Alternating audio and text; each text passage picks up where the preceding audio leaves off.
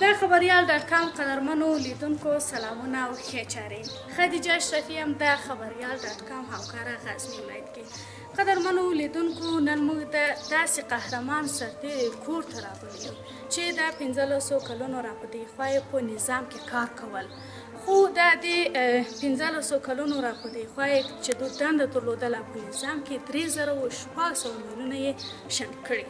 په پای کې یې خپله قرباني سوی هغه دا ده چې خپلې سترګې، لاس او پښې یې له لاسه ورکړي دي او اوس په ډېر بد حالت کې ژوند کوي. دا چې څه قصې لري او څه ویناوې لري د خبریال ډاټ کام قدرمنو لیدونکو تاسو له ما سره یو ځای ملتیا کوئ. د خبریال ډاټ کام قدرمنو لیدونکو اوس موږ د همدې قهرمان سرتېري کورنۍ سره او د همدې قهرمان سرتېري سره مرکه لرو. کېدای سي تاسو لیدونکو ته خپل ځان معرفي کړئ. مننه خیر اوسئ. زه محمد سلیم یم د غزني ولایت د اندړ ولسوالۍ بند سردیر کلي اوسېدونکی یم. سلیم وروره، کېدای سي ووایاست چې تاسو څومره وخت کېدل د خبریال ډاټ کام لیدونکو ته ووایاست چې په نظام کې مو کار کول، څنګه تاسو کار کول، لاسته راوړنې مو څومره ولې لاسته راوړنو په هکله کېدای سي لیدونکو ته ووایاست؟ په نظام کې ما د کار خو تقریبا دغه 15 کاله ما نظام کې برحاله کار وکړو. له اولې ورځې زه دلې په دغه کې غزني ولایت کې ما دلته ځان پولیس ملي کې ثبت کړو. زه دلته پولیس ملي کې وم.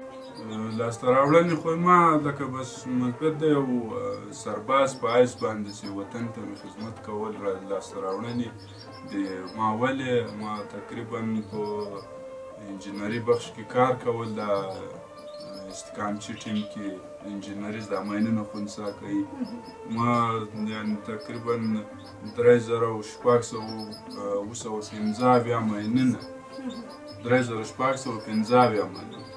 ما عیار له دغه چې راښکلي دي د دې ځمکې کې کله دغه دی عیار د موږ پرسنل دپاره چې په هغو باندې انفجار کوي یا هغو ته تخریب رسوي یا موږ پرسنل له منځه وړي، هغه عیار ماینونه چې ما خپله پیدا کړي هغه ما ښکلي دي 3615 ماینونه. خو کوم چې هغه داسې پاته سوي له دښمنه چې یا داسې په یو لکه د اوان مرمۍ یا مرمۍ دغسې دګېدلي د سکیله سلا مرمۍ انفجار یې نه یې کړی او هغه انفجار کړي یا هغه پیدا کړي هغو ته انفجار وکړی، نو هغه بیخي تعداد د هغو زیاتېږي زیات دی. او داسې عیار ماینونه لکه په ځمکه کې چې ما خپله پیدا کړي دي، بیا مې خاوره جون لرې کړي، پټ مې لڅکړي دي،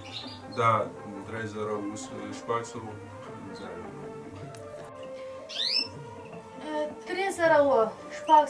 میلیونه کاله چې ما شنډ کړو. تا خو تجربه هم درلودله، څنګه د اخري مین په خپله ستاسو په ځان باندې پټاوسه؟ نو دا خو داسې ده چې کورکۍ یو موټر سایکل او یو مین دا دواړه استادان نه دي. صحیح ده، تجربه لري، تجربه هم درلوده، څونه تجربه چې ووایي، یعنې که زه درته ووایم دا به بیخي ما ته خپله معلومیږي، خو بل ته به داسې یو ریشخند ښکاره شي 3 متره 2 متره به تر ما مخکې مین و، ما زه پوهېدم چې هلته مین شته، زه په خپله پوهېدم چې هلته مین شته، یعنې دونه ما دا دغه کړی. خو دا مین داسې اوس دا مین هم موږ وایسته ومیستل، هلته م کېښود، د شپې هم دا مین وایسته. که یو سړی سوچ وکړي د شپې دا مین موږ وایستل، د مین سهار تر 9 بجو یخه او په اوکم 9 بجو په اوکم 9 بجې باندې موږ دا مین چې د خنثی کولو دپاره دغه کول چې نور لاندې جیم صفا دا نور بنتکې هم صفا کړل، نور مینونه نه وو، داسې هم دغه کول. یو د اوان مرمۍ و، یو دغه مین ضد پرسنل و، نو بس موږ دا دغه کول. یو بل انډوال مو راسره، نو دې انډوال ښه وښویېده او مین ضد پرسنل باندې ولګېده، ما په لاس کې دغه ولوسېده و د مینو انفجار سره. دمغه پښې له ښویېدلې هغه پښې د هغو پښې له ښویېدو له خاطره نور موږ نه پوهېږو چې ایا دا موږ سره کوم مین ښکلي و، د هغو انفجار وکړو، دلته بل مین و، هغو انفجار وکړو. داسې وخت نه و چې ته په هماغه شنډ کولو په وخت کې بوخت وې او دې مین چاودنه کړې، داسې وخت خو نه و؟ نه نه نه، هغسې وخت که وایي اوس ګوره فرض یې که مثال دلته مین ده، زه دلته اوس لګیا یم مین دغه کوم خنثی کوم یا پروت و باندې دا مین خنثی کوم، یا ورته کښېنم مین خنثی کړم دغسې انفجار وکړي ما د دې چې مکمل د هوا سره پورته کوي مین خو هوا ما سم په نیمه پورته کوي که پاتې شم لاندې پښې به مې پاتې وي د ماین شنډ کول ډېر اسانه کار نه ده او دا یو ډېر دروند کار ده دلته تا څنګه خپله دې علاقه درلودله څنګه دلچسپي دې پیدا کړه چې دې برخه ته ولاړ سې او په دې برخه کې دنده اجرا کړې نو دا لکه مخکې ما وویل چې دغه د وطن وفاداره یا د وطن خدمت لپاره ما هغه سخته وظیفه یعنې دا لکه دغه خارجي ووایي یعنې موږ وطن کې دغه سخته وظیفه نو ما دغه علاقمندي په دې پیدا کړه چې یعنې دغه په وطن کې ډېره سخته وظیفه ده او دا ډېر یو تخریب کوونکی شی دا ډېر یو تلفات اړوي بیا د انسان ته داسې تلفات اړوي چې ټوټې یې پرې کوي یو دلته مېرمنو مو هم ناسته ده دوی تاسو ته اجازه درکړه کورنۍ مو چې تاسو هم ورسئ یاست په دې برخه کې کار وکړئ که نه داسې داسې له شروع چې ما دا وظیفه کوله ما واده نه و کړی کوزده مې نه و کړی بیا داسې یو څه وخت دپاره لکه زه ولاړم د روزګان ته داسې ځان ورک یا کور چې مور پلار مو اجازه درکوه مور پلار اجازه نه ده راکړې داسې یو څه وخت روزګان ته ولاړم بیا دی ته ما ټلیفون راوکړو چیرې یم زه مسافرې کوم نو ډېر په نانوایي کې لګیا یم او که نه زه په وظیفه کې وم په دې خاطر باندې چې مور پلار ته مې تعدید پیدا نه شي هغو ته تر مشکل لاندې نه شي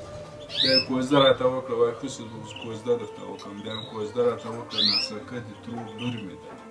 بیا چې هغه وکړه بیا هغه ډېر مخکې ما واده نه و بیا چې مې واده وکړو بیا هم دا کورنۍ دا خپله مېرمن مې راپسې وه ډېر وخت به راپسې شله وه چې د وظیفې به رالم زه به یې نه پرېښودم نو وایي بېرته مه ځه نو سبا خدای نخواسته ولګېږي زخمي شي بیا په ډېر بد وضعیت کې پروت یا ډېر بد حالات سره به مخ شو نو ما ورته ویل ما دادی ما خدمت باندې یو افغانی یو ماشوم ارامه کېږي یو افغانی ارامه ژوند پیدا کوي دغه ما خدمت ما ځان ما سر جنجال قدرمنو لیدونکو تاسو بیا هم له ما سره یو ځای ملتیا کوئ زه د سلیم له مېرمنې سره مرکه لرم کله چې ستاسو خاوند د وطن د دفاع په برخه کې خپل لاس او پښې له لاسه ورکړې تاسو څومره افتخار پرې کوئ او اوس هم څنګه د وضعیت په کور کې موږ داسې یو چې موږ د ده په دغه باندې ډېر سرلوړي موږ هسې د وطن په خدمت کې د لاسونه ډېر د هغوی له لاسه ورکوي خو موږ داسې موږ ډېر په سخت وضعیت کې له موږ سره د کومک څوک وکړي موږ دا مرغۍ کېنولې یا کونې خرڅوو یا هګۍ خرڅوو یا دا خیاطي کوم خیاطي په دې خاطر کوم چې زه یم راته پروته خدمت کوم عیال مې راته خدمت کوم اوس دا خیاطي د په دې خاطر کوم چې دی مایوسي ونه کړي دی زخمي شوي دی په جای کې اوس پروت دا لورګانې چې دی په څنګ کې دی دوی مکتب وایي که نه وایي یا دوی تر اوسه پورې مکتب نه وایي وایي نه وایي اوس غواړي چې دوی مکتب کې شامل شي ولې نه غواړم چې دوی دا خدمت وکړي وایي دا درس ووایي دا تعلیم وکړي نو داسې موږ ډېر په سخت وضعیت کې بعضې وخت خپل اولادونو ته هم وخت ورکوي چې بازار ته بوځي یا دوی سره چکر ته ولاړ شي د باندې دوی هم درسره بیایي او که نه نه دا خو داسې اوس زه خپله چې بازار ته ځم زه خپله د بل د بل باندې بوځم یو ورځ دغه مشره لور مې زه د برنډه باندې ناست وم دا مېرمن مې په غېږ کې واخیستم ورته برنډه کېنولم ویل د بلې تازه هوا واخلئ نو دا لور مې راغله دا سترګې د اوښ په راډه کې ما چا به والي داسې زړه غونې باندې غږېده ما ولې څه کیسه ده وایي بابا واما وایي کشکې ته نه وای شهید شوی نو اوس به د زه په غېږ کې اخیستی وم بادکانو ته به وستې وم خلکو به داسې کړ که باباګان د تکانو ته یې بیا یې روپۍ په داسې کړي یا په غېږ کې اخلي تکان ته بیا یا تر لاس نیولي ته نو اوس پروت یې نه تکانو ته به وستی شې نه خپله یو کار کولی شې خالي کښېږي نو دغه خبر ما دپاره ډېر یو دردونکی احساس ډېره سخته بېوزلي دغه ډېرې زړه راودردول ډېره مایوسي راته دغه کړه چې ما دونه وخت وطن ته خدمت وکړو نن ورځ عیال ما ته داسې کړه څه هم کوچنی ده هم دا یو داسې خبرې راته وکړه چې ما خدمت په هېڅ حساب د کور سودا څوک درته راوړي؟ د کور سودا هم دغه مېرمنه ده دغه ځي که مریض کور کې مریضان شي بس دې له غاړې دي که زه مریض شم دې له غاړې یم که رانې مریض شي دې له غاړې که دا خپله مریض شي ځان له غاړې همدا مېرمن ده همدا مېرمن مې ده چې بس داسې وبوله چې دا مېرمن دې ما هم هر څونه چې که دې ورور یې که دې یو کور د مشر یې که د یو ښه تکړه د کور رهبر یې دا مېرمن مې دغسې ده راته ته چې دا د خپل خاوند وضعیت وینې نه ستړی کېږې مثال دی کته کېدا پورته کېدا لري یو روزنه غواړي ځان ته نه په تکلیف کېږي؟ زه خدای دې نور توفیق هم راکړي تر دې اوسه پورې زخمي شوی دی څلورم که پنځم کال دی زخمي شوی ما دې دونه نه ده خفه کړی دا کوچني که ما لږه دغه کار پرېږدم د دې ما دغسې نه ده پرېږده زه تر دې اندازې د خدمت کوم زه له ځان سره کښېنم او لمونځ اودس کوم دغسې وکړم چې خدای تعالی ماته دونه توفیق راکړي زه تر دغه زیاته د خدمت وکړم دا ماشوم ته زه دونه ناز نه ورکوم لکه درته چې یې وکړم یعنې دی تر خپل ماشوم نه ډېر نازوي؟ ډېر یې نازوم زه چې اوس پې وکار پسې وځم دی درته پروت دی زه دغې نور ته غوږ نه نیسم زه ده ته غوږ نیسم چې دی ته به مایوسي ودرېږي دی به غږ راوکړي دا هر شي ته ضرورت لري ما تا توفیق راکړي چې د خدمت او عزت وکړم د خبریال ډاټ کام قدرمنو لیدونکو سلیم خپلې قهرماني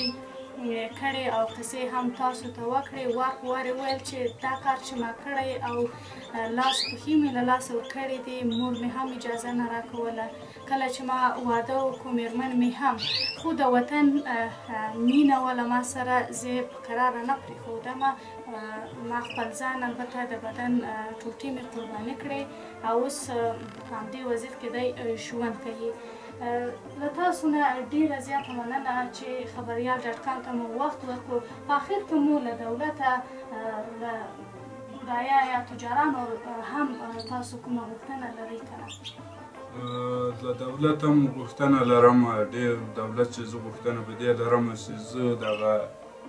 دا پنځم کال د زه زخمي شوی یم او ماته په دې 5 کاله کې یو د مالدینو کارت نه راکول کېږي زه دولت ته داسې وایم چې ګوره داسې نه چې یو زه سرباز په جای کې پروت یم صحیح ده دا به ومنو زه به له یو دغه سره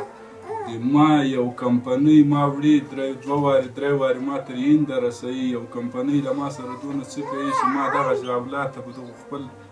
غولي باندې کېنوي یعنې هغه اولاد ته مې جوړ کېنوي که مثبت دا انسان وګوري زه د زړه دغه د سپوخت زړه له سره تر سپوخته پورې چیرې یم ګرده مې له لاسه ورکړې څه 28 شپې که 9 شپې زه په ماشین کې پروت وم چې ما هېڅ اکسیجن هېڅ فعالیت نه کوم نو هغه کمپنۍ ژدونه کړی یم دلته کور ته راوستلی دولت ته ملا دې مات څه د مالدینو کارت خوراک زه د عیال په څه شي وچلوم چرګې هګۍ خرڅوم عیال پې چلوم مرغۍ کنري کېنوم اکونې باسم هغه خرڅوم عیال پې چلوم اسدالله مرجان خیل یو څه کومک کوي هغه عیال پې چلوم مفتون صاحب یو څه کومک کوي عیال پې چلوم یو محمد نظیر صاحب له برازیله چې یو وخت ناوخت هغه کومک کوي مننه ځینې کوم خیر دې یوسي کومک کوي دغه کور پې چلوم ولایي چې مریض مې په کور کې اوسي زه دې ته مجبوره یم زه دا حیران پاتې یم اوس څنګه وکړم کله کله وایم درځه سړک ته وځه ټول عیال درسره بوځي سړک په غاړه کې مې موټر بند خو بیا وایم چې هغه به بیا دغه خاینه په دې حکومت کې خاینه بیا به هغه هم نه پرېږدي وایي تا نفر مړ کړي وینه به یې ما د خپله درده تویي مرګ به مې د خپله درده ورکړی وایي جب به بېرته هغه ډکوي وایي تا نه دغه تو خاطر باندې نفر دې وایي د تاسو نه ډېره زیاته مننه د خبریال ډاټ کام قدرمنو لیدونکو د سلیم لورکۍ هم همدلته پرته ده او د پلار له قصو او له درده هم بېخبره او ارامه په خوب کې ده سلیم وویل چې زه اوس چې لاس او پښې هم نه لرم خو بیا د چرګو د هګیو په خرڅولو سره د همدې 3 ماشومانو نفقه برابروم هغه چې ما ویل چې قهرمان به دا ده چې سوالګرۍ ته یې هم لاس نه ده پورته کړی خبریال ډاټ کام قدرمنو لیدونکو خپرونه په همدې ځای پای ته رسیږي تاسو ستر څښتن ته لاس په امان